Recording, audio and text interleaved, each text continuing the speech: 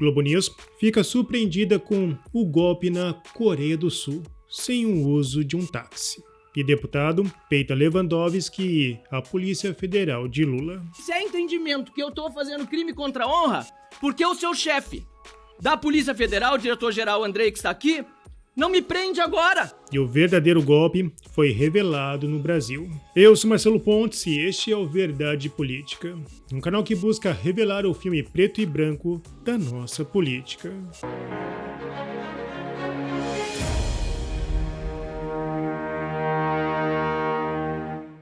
No dia de ontem, a Globo News ficou surpreendida pelo golpe ocorrido na Coreia do Sul. Entre os militares, não havia ninguém armado com poderosos estilingues. Todos os soldados carregavam armas pesadas de disparos automáticos.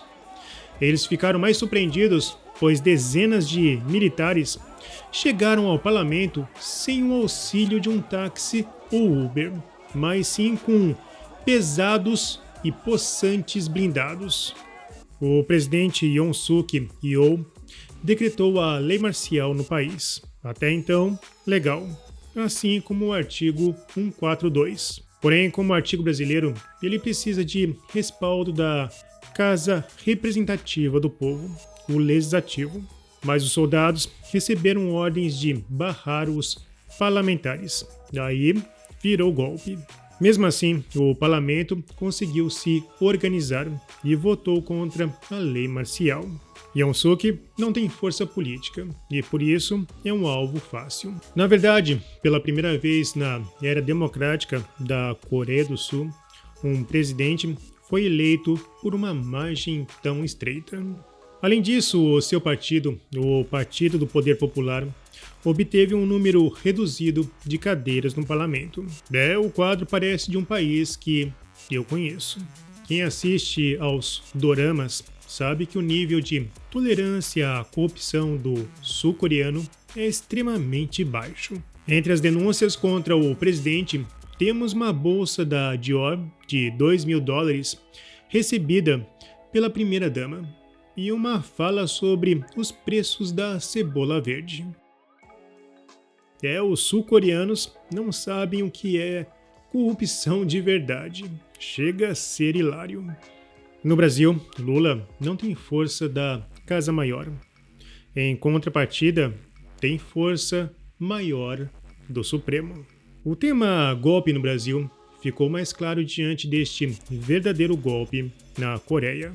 A liderança próxima da Bolsonaro realmente buscou uma maneira de enfrentar o Supremo Tribunal Federal. Naquele momento, em 2022, ficou evidente que os ministros estavam ultrapassando os limites. E por isso, Bolsonaro falava em jogar nas 4 linhas constantemente. No entanto, ao saber que precisariam do apoio do Congresso, qualquer tentativa de avançar com uma intervenção legal foi interrompida. E o relatório da Polícia Federal, a cada dia, age contra si mesmo. A Gazeta do Povo publicou: discurso encontrado pela Polícia Federal contraria todas as acusações, diz defesa de Felipe Martins. É engraçado que alguns jornais, como o Estadão, mudaram a ótica da informação.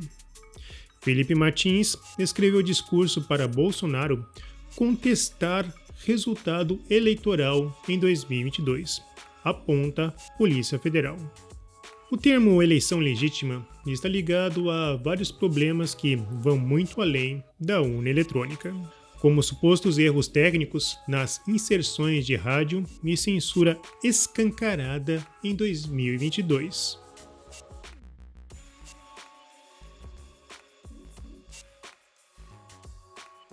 O discurso supostamente escrito por Felipe Martins deixa claro que Bolsonaro estava pronto para entregar o poder ao que ele chamou de quadrilha. Eu sempre afirmei que o Brasil está acima de tudo e que Deus está acima de todos. Sempre deixei claro também que estaria disposto a sacrificar minha vida pelo Brasil, mas não colocarei em risco a vida do meu povo. Por isso, mesmo considerando essa eleição ilegítima, não irei contestá-la. Meu amor pelo país e pelo povo brasileiro está acima de tudo. Seguirei firme em meu compromisso com nossa nação e lutarei desde o primeiro dia contra um governo que considero ilegítimo e sem condições morais de governar o nosso país. Quero deixar claro mais uma vez, não tratarei com normalidade um governo oriundo de uma quadrilha que saqueou o país e que agora volta à cena do crime. Convocarei todos os meus eleitores e apoiadores para fazer oposição a esse governo desde o primeiro dia, pois sabemos que não podemos esperar outra coisa de um governo do PT além da roubalheira, da corrupção, da leniência com o crime e do autoritarismo. Liderarei a bancada que elegemos para o Congresso, para que aprovem as pautas que acreditamos serem as melhores para o nosso país. Lutarei dia e noite por nossa liberdade e não permitirei que nosso Brasil se torne uma Venezuela. Agradeço aos mais de 58 milhões de eleitores que confiaram a mim o seu voto e reafirmo meu compromisso com todos os 210 milhões de brasileiros. Jamais desistirei do Brasil e peço que vocês também não desistam. Lembrar que o tema ilegítimo já foi dito várias vezes pela esquerda, nos mandatos de Temer e Bolsonaro. A defesa de Martins alegou: a defesa de Felipe Martins vem a público expressar seu contentamento pelo fato de que, ainda que não por iniciativa de seus detratores, mas pela força inegável da verdade, o frágil castelo de cartas, construído com mentiras e suposições infundadas contra seu cliente, começa finalmente a ruir. O texto, de forma clara e inequívoca, rejeita qualquer insinuação sobre um golpe e reafirma que a eleição, ainda que prejudicada por irregularidades, não seria contestada. Agora eu volto para o tema Coreia do Sul. O golpe foi dado no momento que os parlamentares foram impedidos de exercerem suas atividades. Por isso, os verdadeiros golpistas no Brasil usam toga. O artigo 53 da Constituição afirma que os deputados e senadores são invioláveis civil e penalmente por quaisquer de suas opiniões, palavras e votos.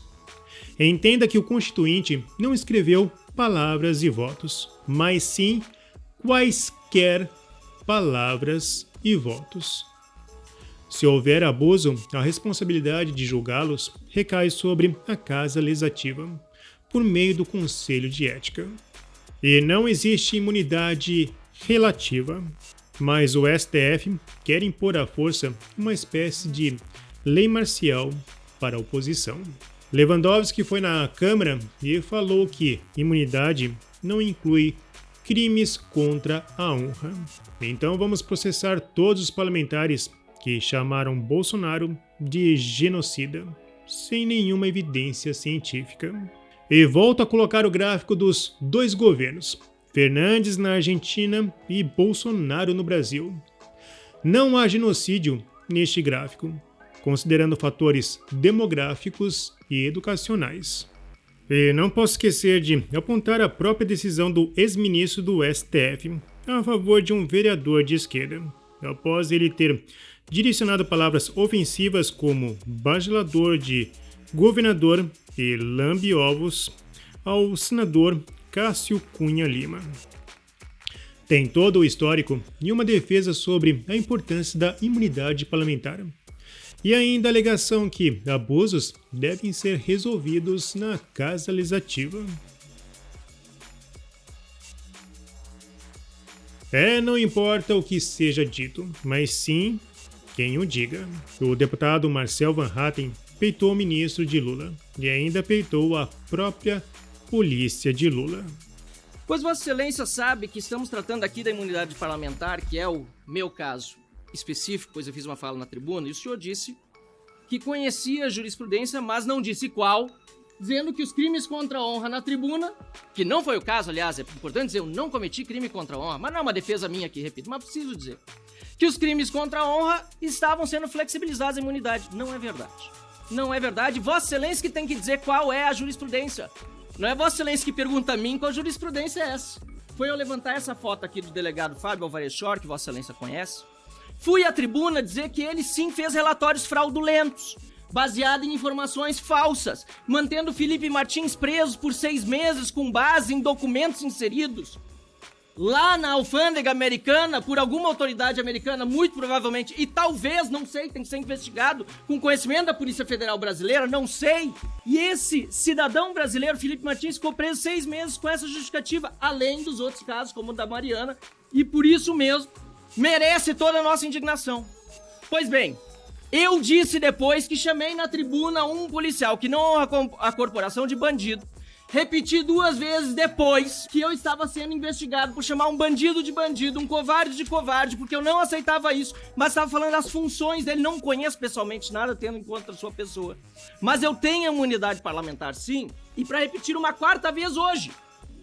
E se é entendimento que eu estou fazendo crime contra a honra, porque o seu chefe da Polícia Federal, o diretor-geral Andrei, que está aqui, não me prende agora em flagrante delito. Se é um crime contra a honra que eu estou cometendo, que me prenda. Porque a covardia age nas sombras, age nos processos secretos, age na clandestinidade dos inquéritos fake do Supremo Tribunal Federal, que, aliás, eu acho que, senhor presidente, acho que nem o ministro conhece. O que fazia o seu chefe da Polícia Federal, junto com 3 ministros do STF, com o Lula, no Palácio da Alvorada, estava tramando alguma coisa?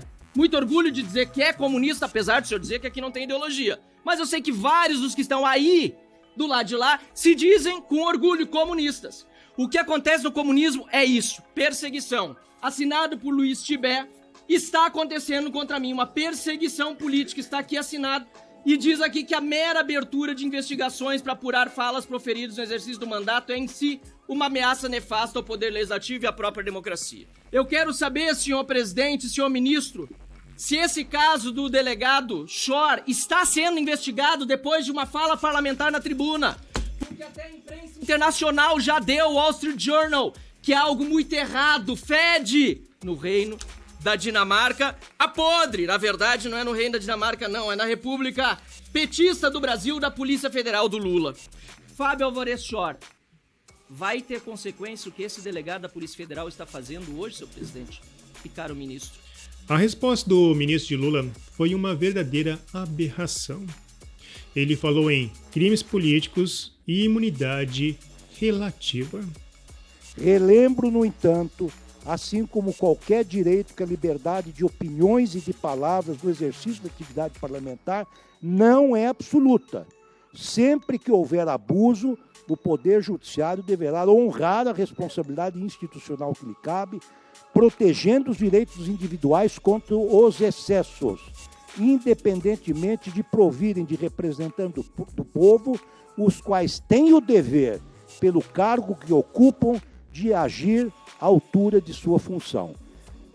Esta imunidade relativa, do ponto de vista de impedir-se crimes contra a honra sejam assacados da tribuna, ou mesmo deputado fora do ambiente congressual, que ele não deixa ser um representante do povo, isto foi assentado nesta AP 1044 do Distrito Federal. Deputado Manhattan... Esse caso não é da tribuna da Câmara.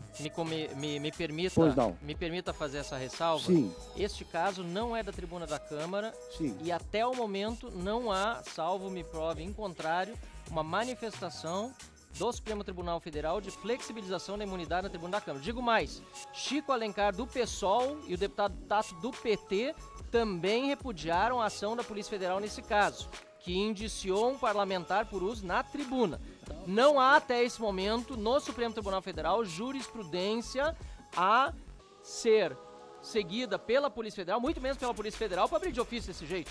Uma investigação por uso da tribuna. Me perdoe só a explicação, mas acho que contribui para o debate.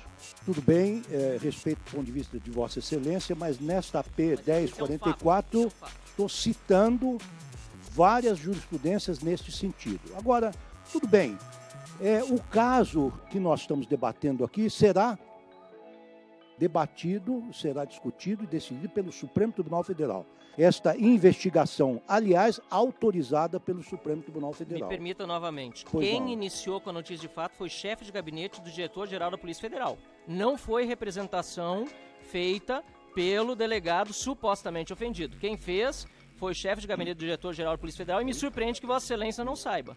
A representação foi oferecida, andou por 9 delegados da Polícia Federal e 6 agentes. Eu me pergunto se a Polícia Federal não tem mais o que fazer.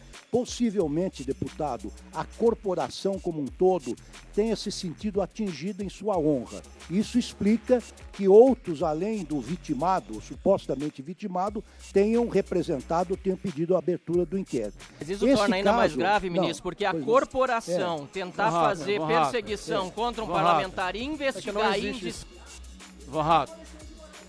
Eu não estou aqui...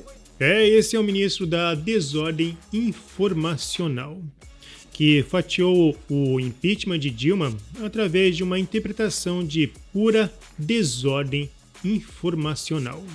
Se o entendimento de Lewandowski é o entendimento da Casa Maior da nossa Justiça, então essa casa se tornou um núcleo fora da lei. Digo isso porque, se você não respeita a lei, então você é um fora da lei. Se os ministros não respeitam o que o Constituinte determinou, esse núcleo de juízes deixou de ser republicano. Além disso, o ministro já sinalizou que o Supremo vai derrubar o que a casa aprovar se o STF não gostar. E há uma enxurrada de ilegalidades. O STF já usurpou competências do Legislativo. Ele derrubou garantias do Executivo e Legislativo. E Moraes é delegado e vítima, em um processo que nunca termina. O STF se corrompeu a tal ponto que podemos questionar a existência de uma verdadeira república no Brasil. Portanto, este é o verdadeiro golpe, o golpe branco do consórcio petista do STF. Bom, se você apoia a Verdade Política, não se esqueça, curta, comente e compartilhe. Clique no sininho para você receber as nossas notificações. E vamos continuar na luta em prol da verdade.